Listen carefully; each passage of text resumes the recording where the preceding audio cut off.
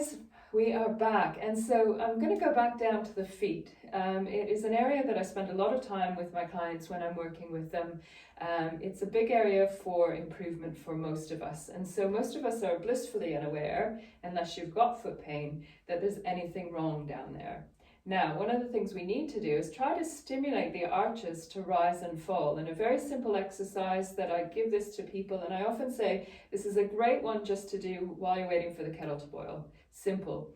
Pair it up with something that you do already. So when we turn to the right with our whole body, so turning our hips and our rib cage and our head, you're going to feel the right arch lifting and the left arch should be dropping.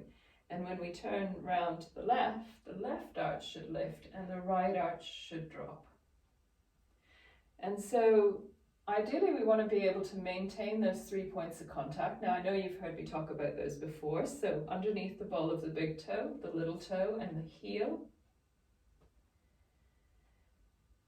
And so just get a sense of whether you can keep those 3 points of contact on the floor.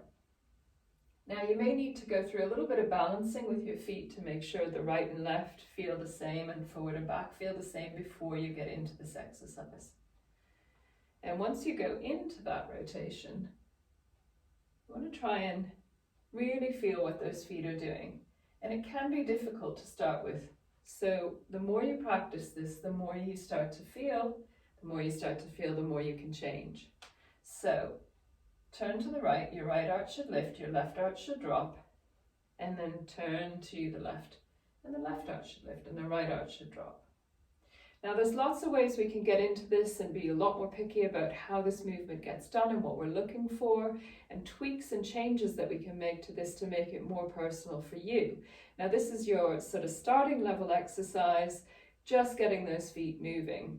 The other aspect that I like to do is I like to flip it. And so instead of turning the body to get the feet to move, I like to try and get the feet to be the driving force behind it. So if I push off with my right foot, it's going to help turn me to the left.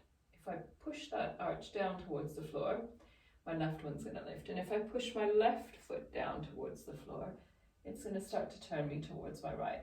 So although I don't want the feet doing all of it, I want them to start that motion.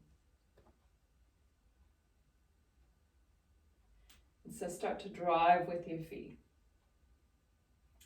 And so this is usually where you start to hear more cracking and clicking going on. Because suddenly you've got all those little muscles and joints doing something down below in your feet. And so keep these ones to a minimum when you do it this way, because you're waking up those joints and muscles down in the lower leg. They're much smaller, and so they do tire out a little quicker if you've not been using them. And so it's the same sort of idea as what I described before, but the driving force is coming from your feet. So try both ways. Start with turning the body, turning the hips and rib cage and seeing what movement you've got there. And if it feels like it's a little bit small, try driving with the feet. See if you can wake those feet up and then just go back to using the body again and see if you can feel more doing it that way.